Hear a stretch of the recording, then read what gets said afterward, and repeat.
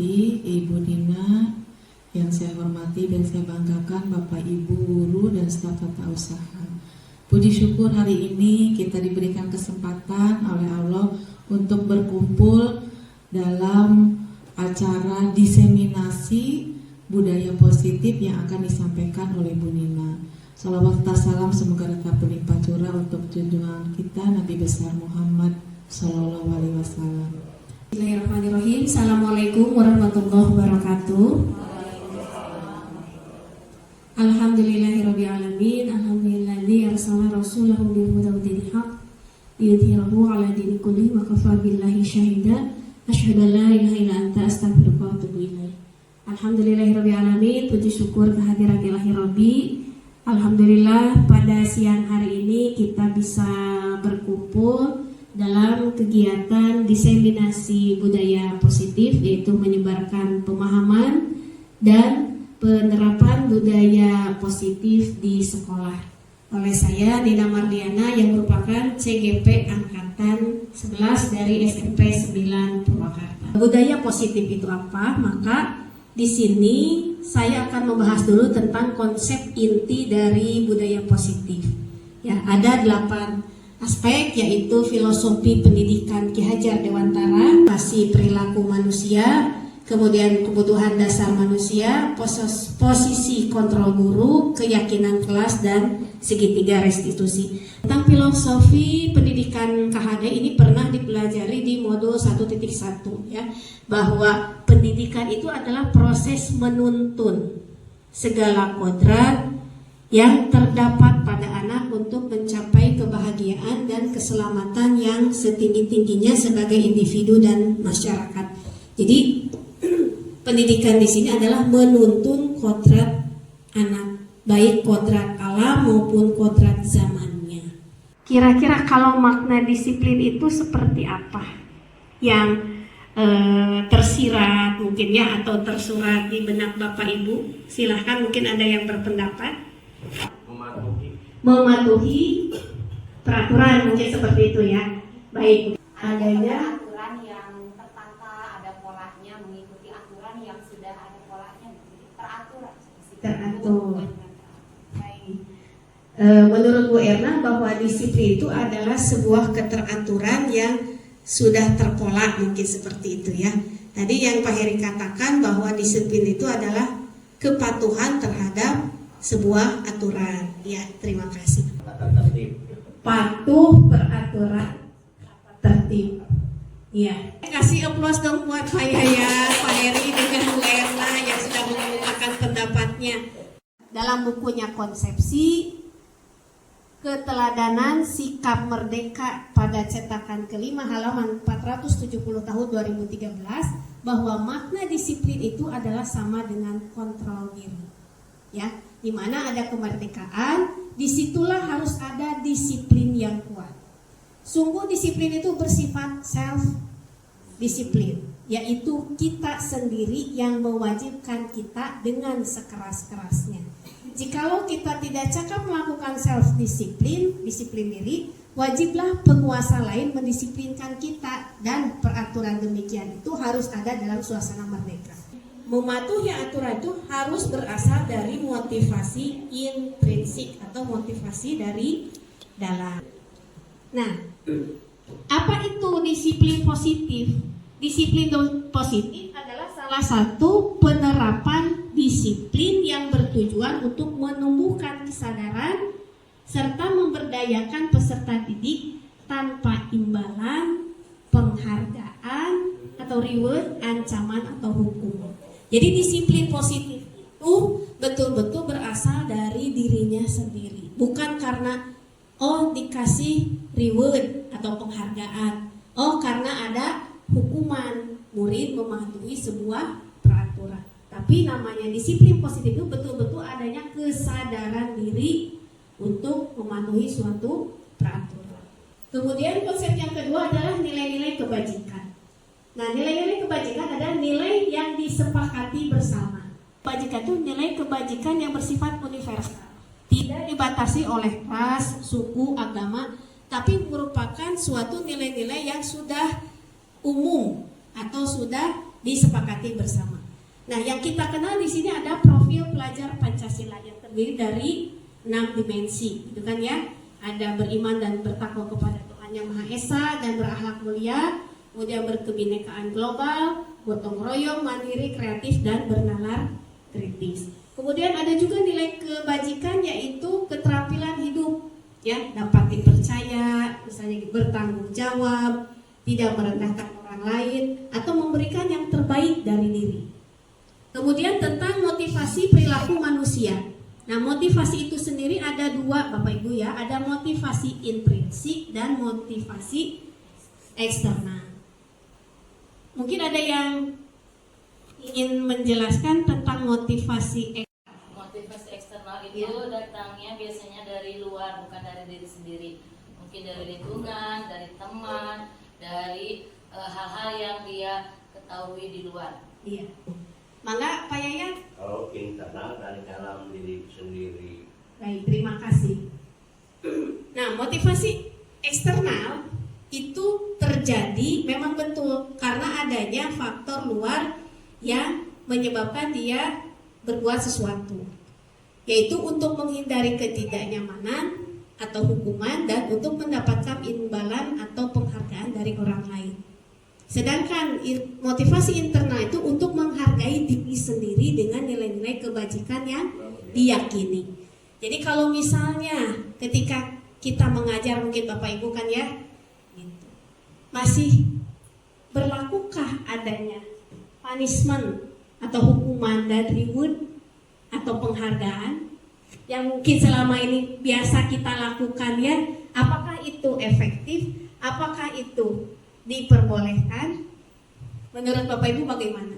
Mengerjakan, suruh aja mengerjakan soal. Oh, iya. Jadi kalau reward berupa diusap ya, bagus, diberikan ujian mungkin gitu ya. Kalau hukuman diminta untuk mengerjakan soal kembali. Bu Erna silakan. Sepertinya kadang ini juga efektif karena tidak semua anak-anak itu memiliki motivasi internal. Ada memang yang harus dipicu oleh kita gitu. Salah satunya melalui reward itu sendiri dalam bentuk pujian atau mungkin dalam bentuk bintang dan lain sebagainya. Poin-poin positif termasuk menurut saya itu kadang efektif, itu bisa karena mungkin sedikit anak-anak yang punya motivasinya internal gitu. Harus gitu, mereka itu masih membutuhkan motivasi dari luar, mungkin karena memang kita juga di fase SMP mungkin, jadi kadang menurut saya masih efektif dan saya masih kadang melakukan dan reward punishment juga mengerjakan tugas lebih cepat waktu mungkin Bu Citra mangga. Menurut saya reward itu sekarang tuh sudah tidak efektif lagi, karena kita akan kewalahan memberikan punishment dan reward setiap kali pembelajaran. Jadi anak itu dibicarakan konsekuensinya kenapa melakukan tindakan tersebut, dan dia sudah berpikir lebih baik dia melakukan tersebut ini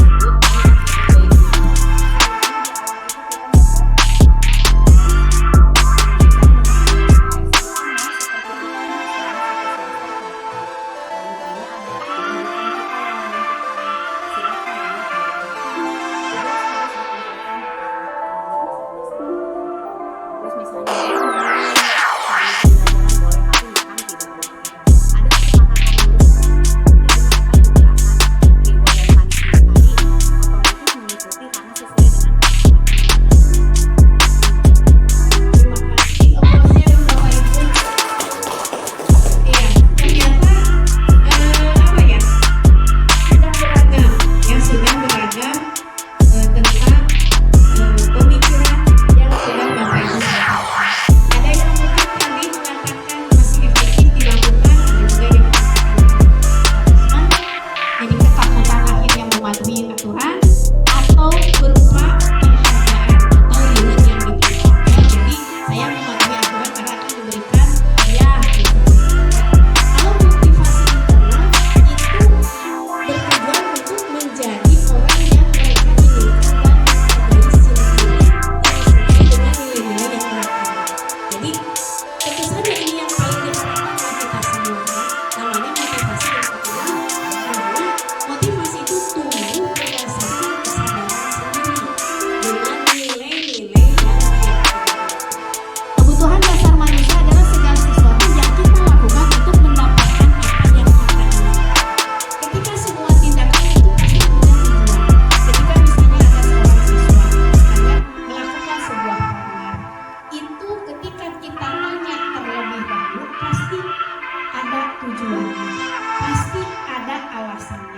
Ya, jadi ketika anak melanggar tidak langsung main hukum misalnya gitu ya, tapi pasti mereka bertindak ada alasannya dan ada tujuannya. Dan sebenarnya itu mereka lakukan untuk memenuhi kebutuhan dasar mereka, gitu kan ya.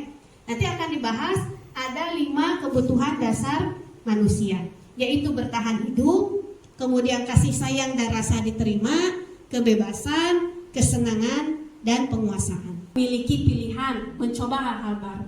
Ini bagi anak-anak usia SMP sekarang 15 tahun sangat diperlukan. Ya. Mungkin menurut saya, kalau saya pribadi akan menanyakan dulu alasan kenapa Ki melakukan atau suka meminta bekal makanan dari temannya gitu.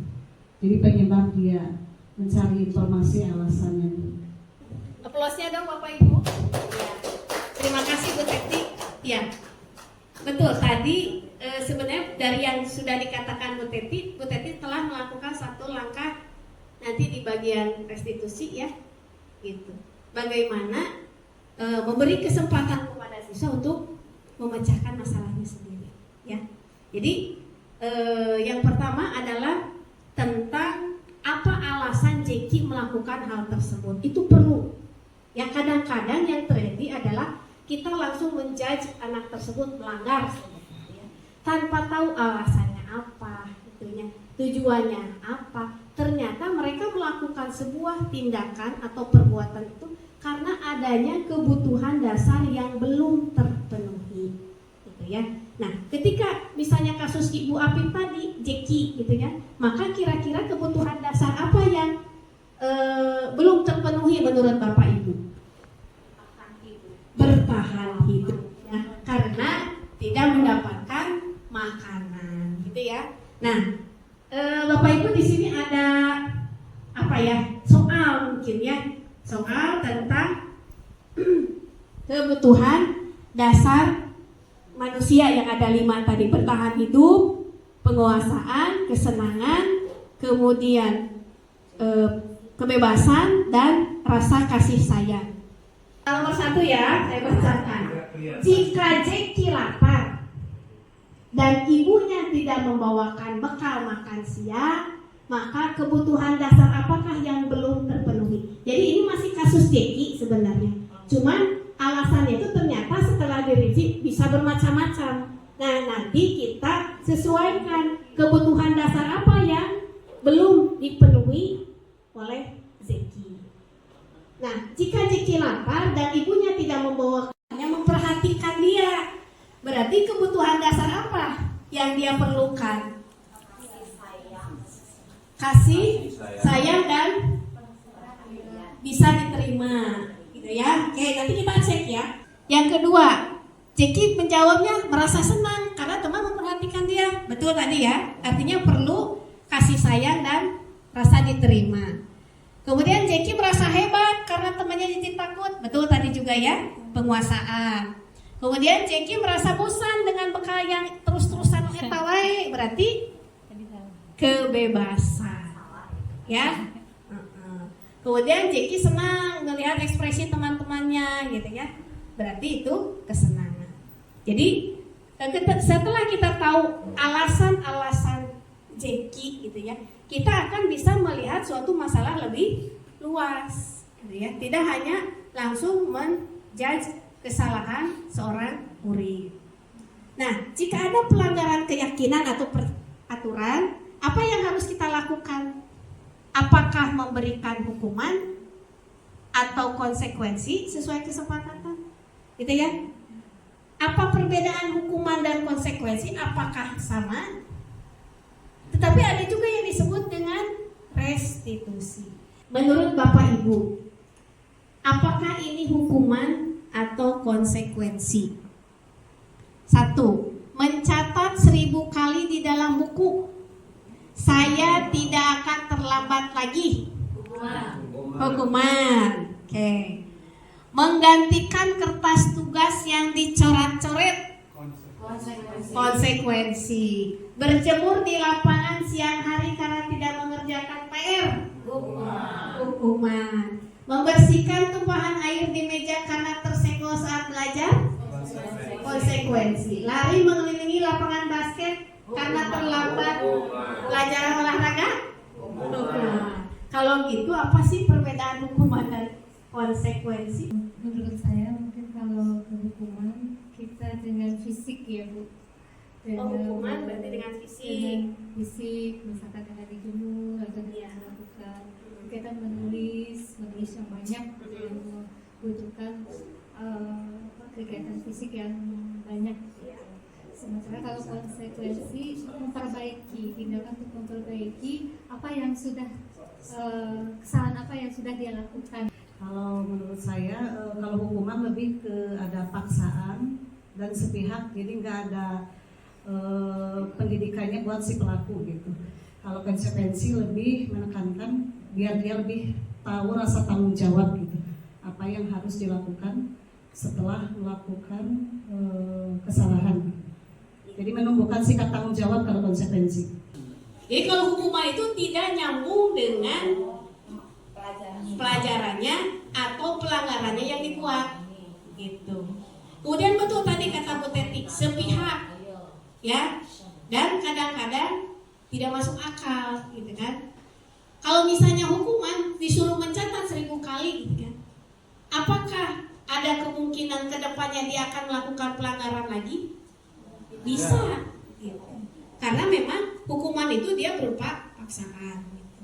Kemudian kalau misalnya dan berada di luar, gitu ya, artinya dari satu pihak. Kalau konsekuensi yaitu tadi adanya keinginan katakan misalnya untuk bisa memperbaiki sesuai dengan kesepakatan yang sudah dibuat. Nah, sekarang apa perbedaan hukuman, konsekuensi, dan satu lagi restitusi? Kita sebagai seorang guru juga betul-betul harus memperhatikan jangan sampai hukuman yang diberikan kepada siswa, ya. Kemudian kalau konsekuensi itu disepakati seperti tadi ya, sesuai dengan kesepakatan yang dibuat. Kemudian memang sih akan membuat tidak nyaman bagi siswa, tapi itu jangka pendek karena siswa sudah melakukan kesepakatan dengan kita terhadap aturan yang ada, gitu ya. Restitusi yaitu proses menciptakan bagi murid untuk memperbaiki kesalahan, dan proses kolaboratif yang mengajarkan murid untuk mencari solusi sendiri. Jadi seperti tadi sudah utarakan oleh Bu Teti, kalau restitusi itu memang kita menjembatani gitu ya, agar siswa bisa mencari solusi terhadap permasalahan yang dia hadapi atau pelanggaran yang dia lakukan. Restitusi juga merupakan proses kolaboratif yang mengajarkan murid untuk mencari solusi masalah, kemudian membantu murid berpikir ya tentang orang seperti apa yang dia inginkan dan bagaimana mereka harus memperlakukan orang. Artinya yang dibangun pada restitusi itu adalah kesadaran diri untuk mengakui, untuk memperbaiki, dan dia memiliki harapan seperti apa sih ke depannya, apa yang mereka harapkan atau inginkan. Nah, ini ciri-ciri restitusi, bahwa restitusi itu bukan untuk menebus hukuman, ya, tetapi untuk belajar dari kesalahan. Jadi restitusi itu bukan penebusan hukuman terhadap pelanggaran yang dilakukan, tapi belajar dari kesalahan yang dia perbuat. Kemudian fokus pada tindakan, gitu ya. Nah, restitusi fokus pada tindakan yang bersifat motivasi internal. Yang pertama penghukum. Nah, penghukum itu seperti tadi, dia tidak menanyakan alasannya dulu, tujuannya dulu seorang anak melanggar, tetapi langsung memberikan hukuman.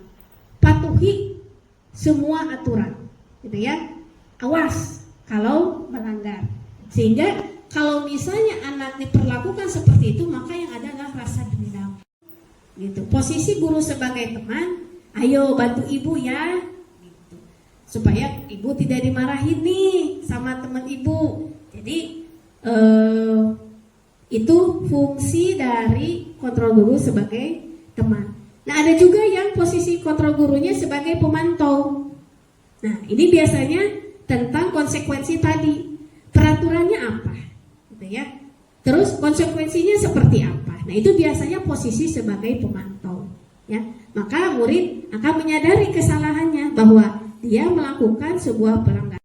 Apa yang kita yakini? Makanya tadi dikatakan oleh Bu Era, ketika kita awal pembelajaran masuk ke kelas, maka yang diupayakan adalah dibuatnya kesepakatan kelas atau keyakinan kelas. Karena itu akan menjadi sumbernya, itu akan menjadi dasarnya ketika anak melakukan pelanggaran, maka diingatkan terhadap keyakinan yang sudah disepakati, gitu ya. Ini ada soal Bapak Ibu, ya.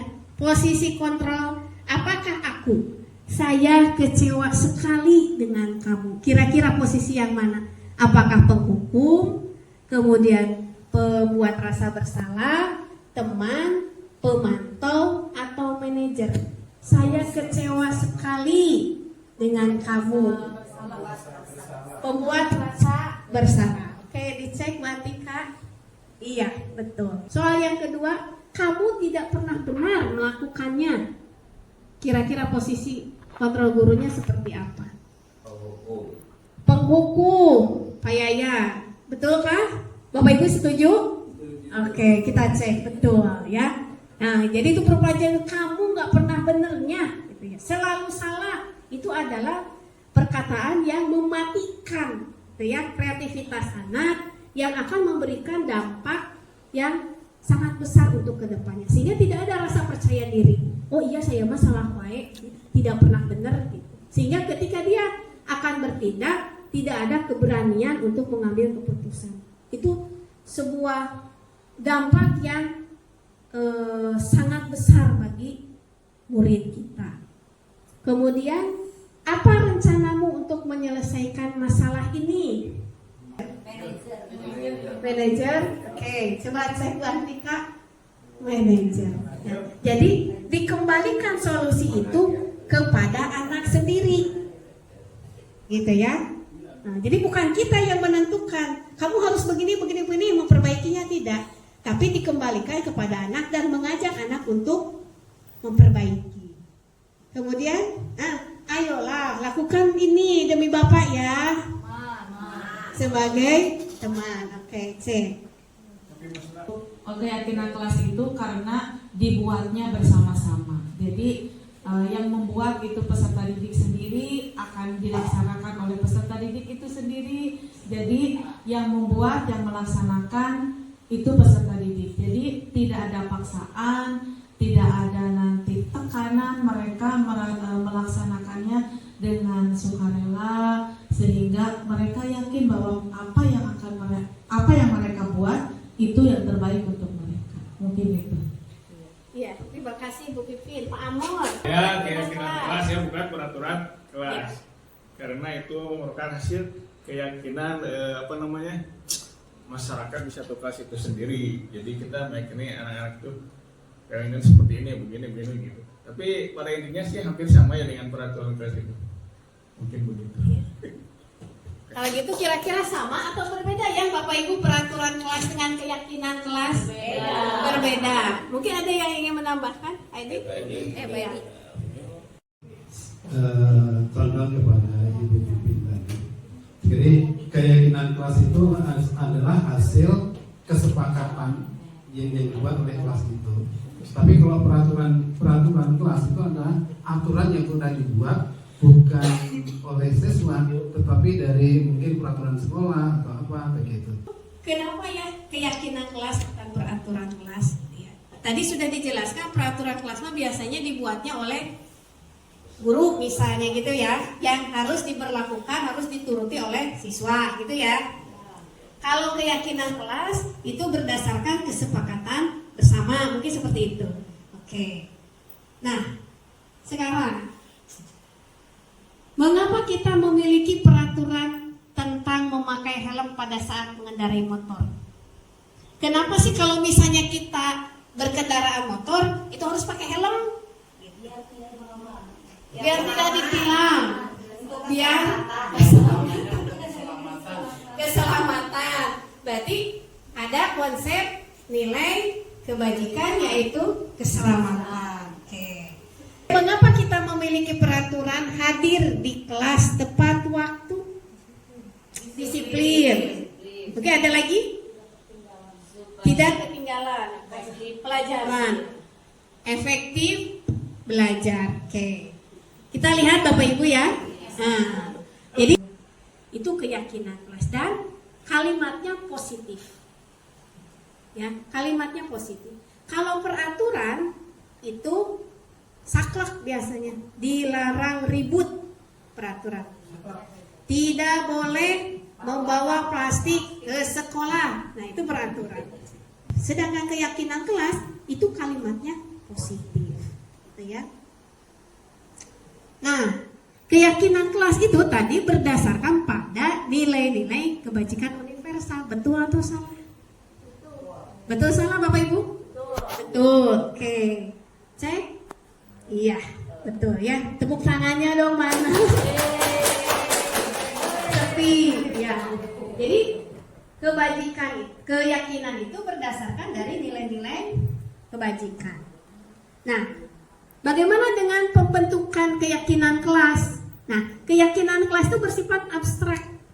Keselamatan, tanggung jawab, mungkin kata sifat mungkin di bahasa Indonesia ya. Kemudian tadi berupa pernyataan universal. Jadi tidak sempit maknanya, tapi global, luas. Dapat peraturan kelas seperti apakah yang mereka inginkan. Gitu. Ada yang 3, ada yang lebih dari 3. Mereka menulis masing-masing. Bagaimana supaya kelas 8A nyaman, gitu ya, sehingga betah anak-anak itu. Nah, mereka diberikan sticky note untuk menuliskan peraturan kelas seperti apakah yang mereka inginkan agar suasana nyaman. Ya, di sini masing-masing setelah itu membuat. Nah, dari peraturan kelas tersebut nanti akan dibuat kesepakatan kelas. Nah, kesepakatan kelas ini adalah sudah masuk ke dalam kalimat positif. Jadi di sini ada tulisan dilarang ribut di kelas.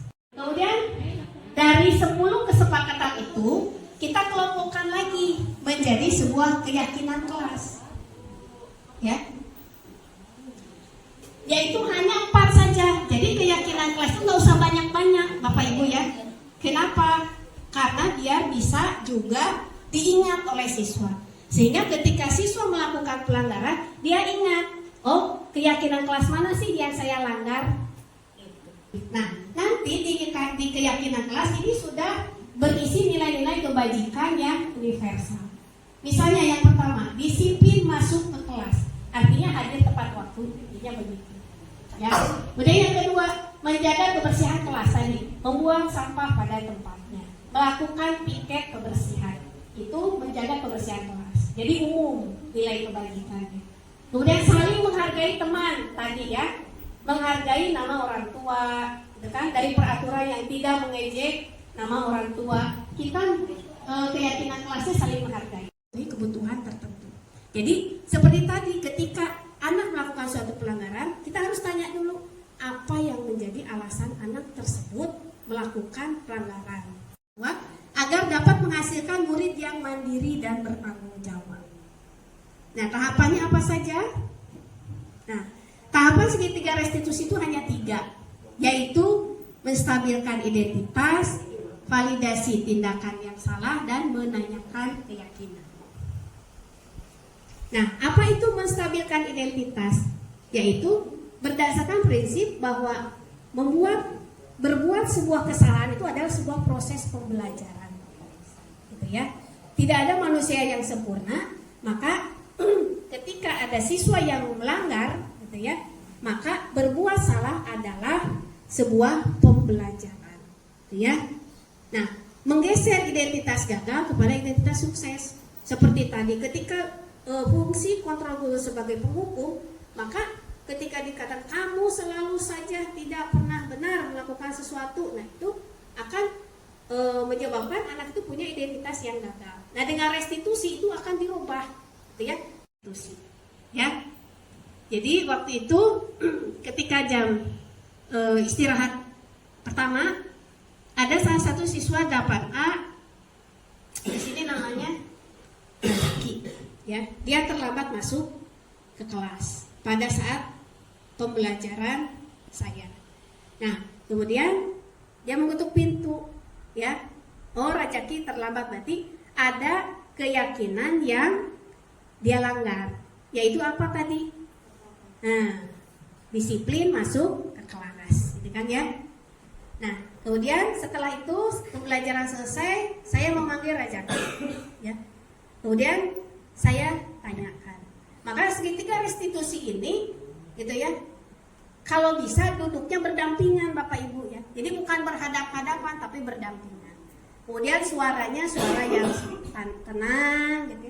Tidak bersifat interogasi gitu, sehingga anak dibuat nyaman. Karena ketika misal anak melakukan pelanggaran pasti anak itu akan menutup diri biasanya gitu ya. Tidak mau berterus terang.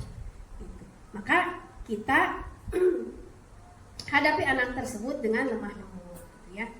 Nah, kemudian masih yang pertama, ya.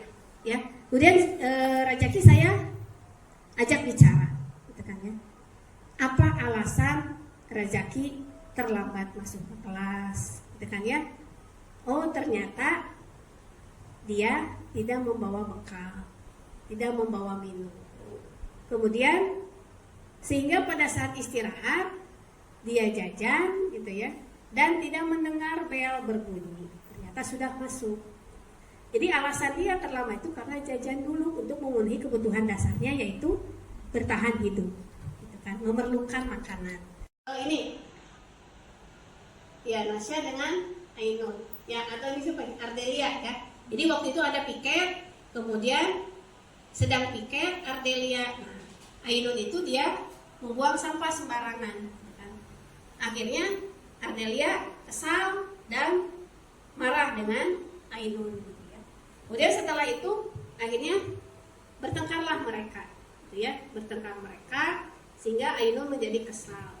Kemudian datang menemui saya dan bercerita bahwa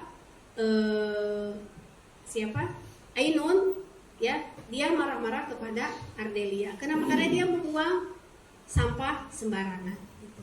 Ardelia tidak terima, akhirnya terjadi cekcok. Kemudian saya dekati. Setelah itu saya menanyakan kenapa, alasannya malas Bu.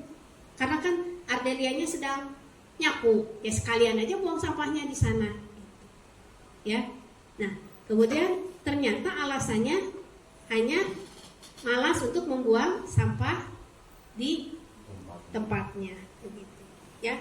Kemudian ditanyakan apakah itu sebuah kesalahan? Iya. Kemudian bagaimana solusinya? Itu betul-betul digali dari siswa dan ingin seperti apa, gitu ya.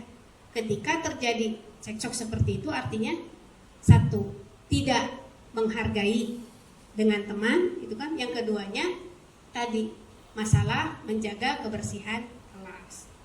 Budaya positif yang ingin kita bangun bersama. Sehingga dalam penerapan program budaya positif ini, guru terutama ya yang memegang peranan penting itu memiliki kompetensi kepribadian, ya, profesional, gitu ya, dan sosial yang baik, sehingga guru mampu merefleksikan dirinya dalam posisi kontrol sebagai manajer. Itu idealnya, gitu kan ya. Dan mudah-mudahan kita semua, Bapak Ibu guru, diberikan kemudahan untuk memposisikan sebagai manajer tadi, karena memberikan dampak positif kepada siswa untuk menuntun murid-muridnya menjadi insan yang mandiri, merdeka, dan bertanggung jawab.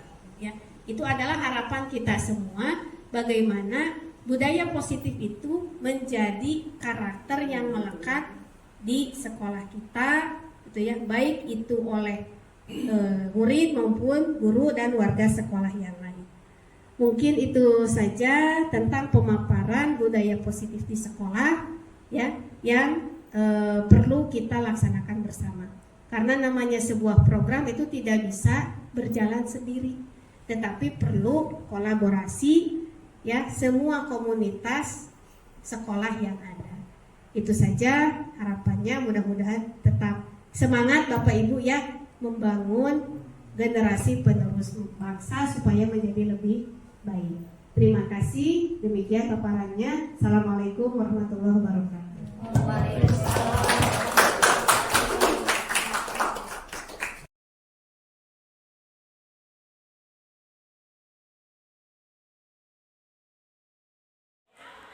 Assalamualaikum warahmatullahi wabarakatuh. Perkenalkan, saya Pipin Tresnawati, guru SMP 9 mengampu mata pelajaran Bahasa Indonesia.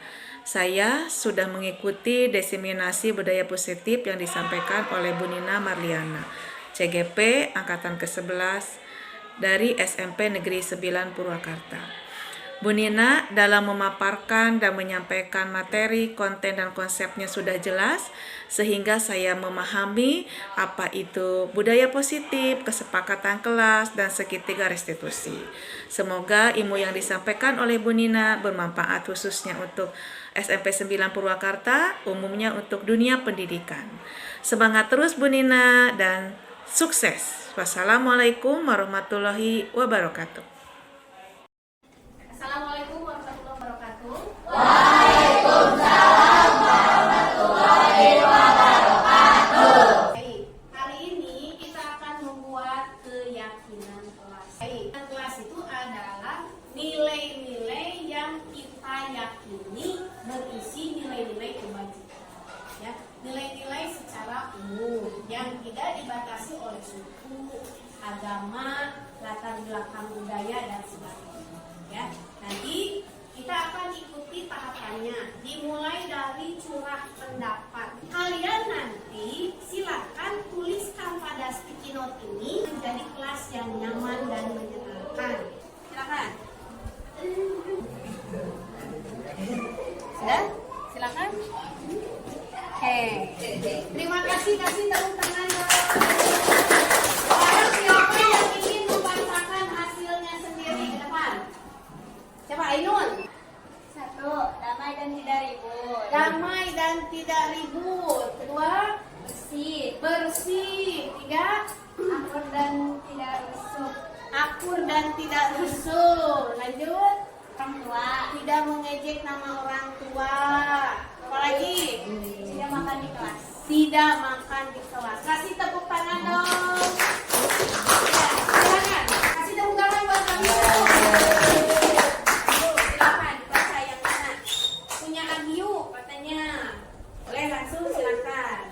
Peraturan kelas yang ingin disepakati apa? Tidak membawa sepatu atau sendal ke dalam kelas. Tidak membawa sepatu atau sendal ke dalam kelas. Apalagi? Tidak jajan saat jam KBM. Tidak jajan saat KBM. Setuju? Setuju. Kasih tepuk tangan. Oke, di sini kita ganti dulu kalimat yang negatif kalimat dengan kalimat yang positif. Damai dan tidak ribut. Nah, berarti damai dan oke, ganti ya. Yang tidak ributnya menjadi Tenang. tenang. Oke, di sini ya.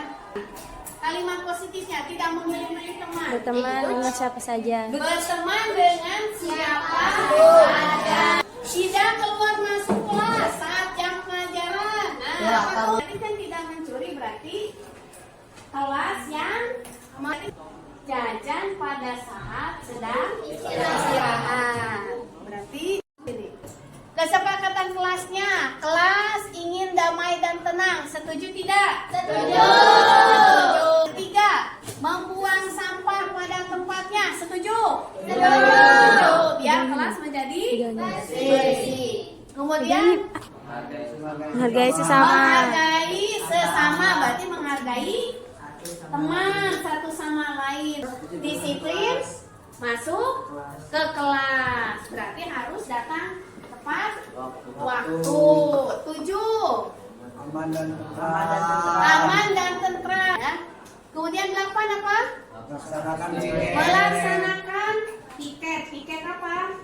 Bersihan ya. 9, berbicara yang sopan. Nah, jajan hanya pada saat istirahat. Itu kesepakatan kelas kita. Setuju? Setuju. Oke. Nah, dari kesepakatan kelas ini kita buat menjadi keyakinan kelas. Kira-kira keyakinan ini disiplin masuk ke kelas, berarti Keyakinan kelasnya apa? Nilai kebajikannya tentang apa? Tentang kedisiplinan. Berarti keyakinan kelasnya yang pertama tadi disiplin masuk ke kelas, menjaga kebersihan kelas, saling menghargai keamanan kelas. Nah, ini adalah keyakinan kelas yang sudah tadi kita sepakati, ya. Dari usulan yang ini, peraturan kelasnya kita sarikan menjadi kalimat positif, menjadi apa namanya?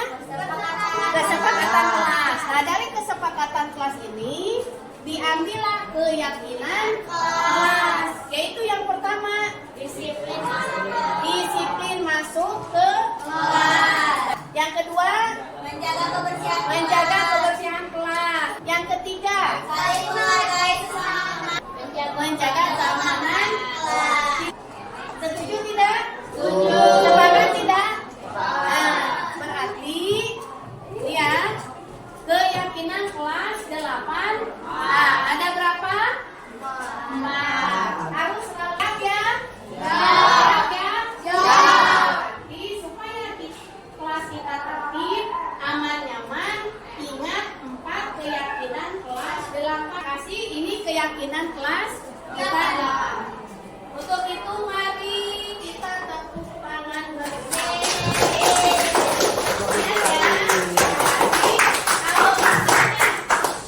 Ada pelanggaran, kita harus yakin kepada 4 keyakinan kelas: disiplin, saling menghargai, menjaga kebersihan, dan menjaga keamanan.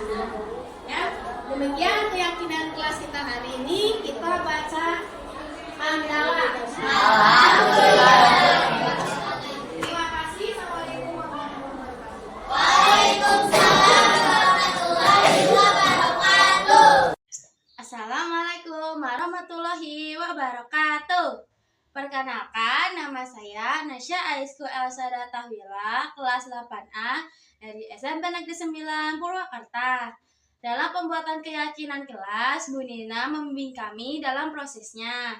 Keyakinan kelas dibuat dari hasil usulan teman-teman yang menginginkan kelas aman dan nyaman, berisi nilai-nilai kebajikan yang kami yakini.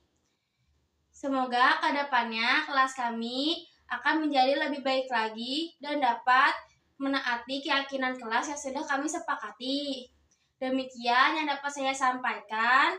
Terima kasih Bu Nina atas dorongan dan bimbingannya selaku wali kelas kami. Wassalamualaikum warahmatullahi wabarakatuh.